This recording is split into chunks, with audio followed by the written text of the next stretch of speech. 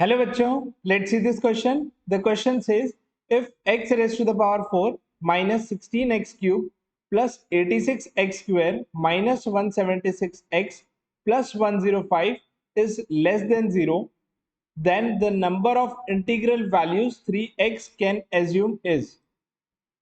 तो क्वेश्चन में बोला है कि अगर ये पूरा एक्सप्रेशन लेस देन 0 है तो 3x कितने इंटीग्रल वैल्यूज एज्यूम कर सकता है। तो अपन इस पूरे एक्सप्रेशन को कुछ इस तरीके से भी लिख सकते हैं x raise to the power 4 minus 4x cube plus 3x square minus 12x cube plus 48x square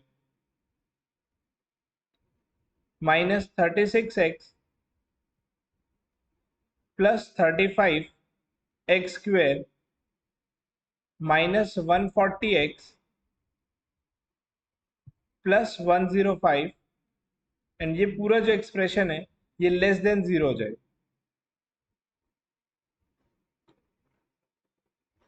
तो इस पूरे एक्सप्रेशन को इस तरीके से इसलिए लिखा है कि अपन इसमें से कुछ टर्म्स को कॉमन निकाल पाएंगे एंड दो फैक्टर्स इसके बना पाएंगे। दो या इससे ज्यादा जो फैक्टर्स बनेंगे आप इस पूरे नंबर को उनके फैक्टर्स में कन्वर्ट कर पाएंगे। तो इसीलिए अपन ने इसको इस तरीके से लिखा है। अगर आप सेम टर्म्स की अगर एडिशन करेंगे, फॉर एग्जाम्पल कि अगर आप माइनस 4x क्यूब और यहाँ लिखा है माइनस 12x क्यूब, इन दोनों की एडिशन कर लेंगे तो ये बन जाएगा माइनस 16x क्यूब। सो मैंने सिर्फ उन टर्म्स को इस तरीके से स्प्लिट किया है सो दैट कि हम इसके फैक्टर्स निकाल पाए। तो अगर मैं शुरुआत की 3 टर्म्स में देखूं तो शुरुआत की जो 3 टर्म्स है यहाँ पे एक्स स्क्वेयर जो है ये कॉमन है। सो एक्स स्क्वेयर इस शुरुआत की 3 टर्म्स में से कॉमन निकल जाएगा तो यहाँ ब्रैकेट में बच जाएगा x square minus 4x plus 3। इसी तरीके से जो बाद की यहाँ पे 3 टर्म्स लिखी है इन तीनों में माइनस 12x कॉमन है। तो अगर माइनस 12x यहाँ से कॉमन निकाल लूँ तो यहाँ बच जाएगा x square minus 4x plus 3। इसी तरीके से जो लास्ट की 3 टर्म्स है इन तीनों में अगर कॉमन निकालेंगे तो इसमें से कॉमन आ रहा है प्लस 35 एंड ब्रैकेट में बचेगा x square minus 4x plus 3। अब ये पूरा जो आंसर है ये लेस देन होना चाहिए 0।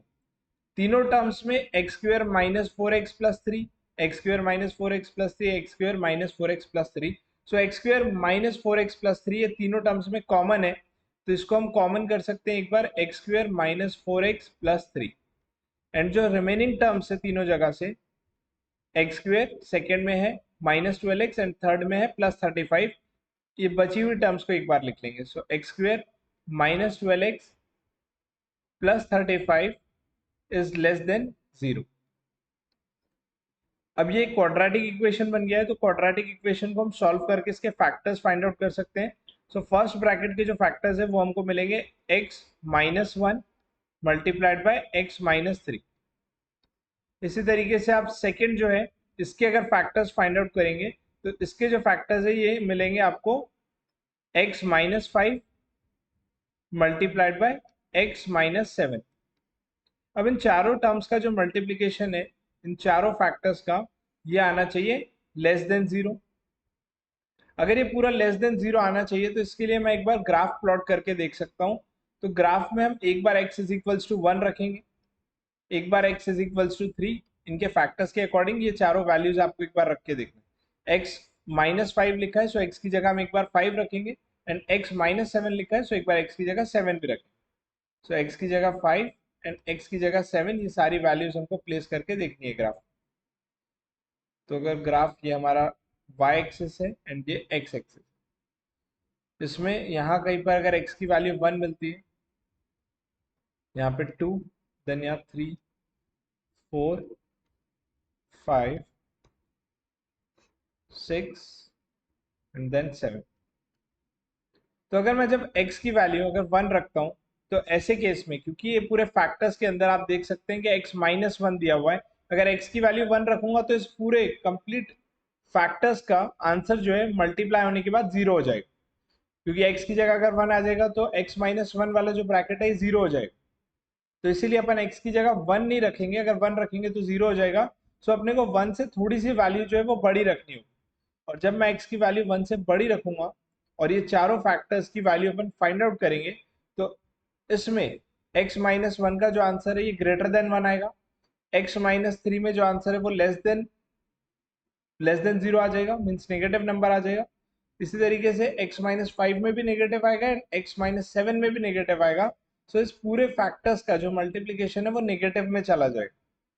तो x से अगर हल्की सी भी वैल्यू बढ़ी जाती है तो इसका जो आंसर है वो नेगेटिव चला जाएगा।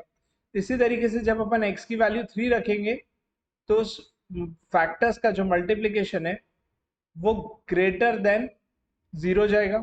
इसके लिए जो 3 से लेकर के 5 तक का कर्व है ये x एक्सिस के ऊपर वाले साइड पे आएगा, और जैसे जैसे अपन 5 से बड़ी वैल्यू एज्यूम करते जाएंगे तो उन केसेस में अगेन जो आंसर है वो पूरे फैक्टर्स का मल्टीप्लाई करने के बाद लेस देन 0 हो जाएगा। सो वो भी नेगेटिव टर्म्स में चला जाएगा। सो नेगेटिव टर्म्स में हमको वैल्यू कब मिल रही है, तो जब 1 से ग्रेटर बट 3 से लेस है तो तब आपकी वैल्यूज यहाँ पे माइनस में आ रही है, और जब 5 से ग्रेटर बट 7 से लेस है तब माइनस में आ रही है।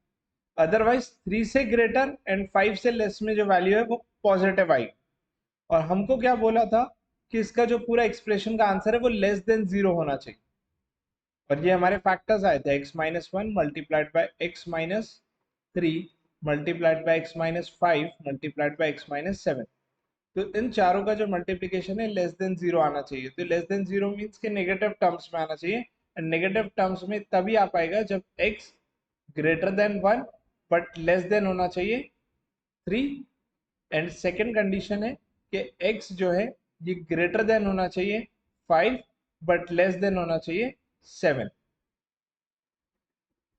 अब इसके बाद क्वेश्चन हमसे ये पूछा गया है कि आप 3x के लिए कितने इंटीग्रल वैल्यूज एज्यूम कर सकते हैं। सो 3x के लिए एज्यूम करना है, इसके लिए इस पूरे expression 1 is less then x is less then 3 को मैं मल्टीप्लाई बाय 3 कर दूंगा, तो ये बन जाएगा 3 is less then 3x is less then 9। And इसी तरीके से सेकेंड एक्सप्रेशन जो दिया है 5 is less then x is less then 7, इसको भी हम मल्टीप्लाई बाय 3 करेंगे, तो ये वैल्यू आ जाएगी 15 is less than 3x is less than 21। सो 3 से लेकर के 9 तक कौन कौन सी इंटीग्रल वैल्यूज पॉसिबल है 3x के लिए, जो 3 से बड़ी बट 9 से छोटी होनी चाहिए। सो 3 से बड़ी बट 9 से छोटी ऐसी वैल्यूज हो जाएगी 4 5 6 7 8। एंड सेकेंड केस में देखेंगे जहां लिखा था कि 3x जो है ये 15 से बड़ा बट 21 से छोटा होना चाहिए, तो इन केसेस में इसकी वैल्यू हो सकती है 16 17 18 19 एंड 20। सो इतनी सारी वैल्यूज जो है ये 3x के लिए पॉसिबल हो सकती है। अगर हम इसको काउंट करेंगे तो इंटीग्रल वैल्यूज यहाँ 4 से लेकर के इस 20 तक, इतनी वैल्यूज यानी कि 10 इंटीग्रल वैल्यूज पॉसिबल है 3x के लिए। सो 10 is our final answer. I hope you understood it well. Best of luck.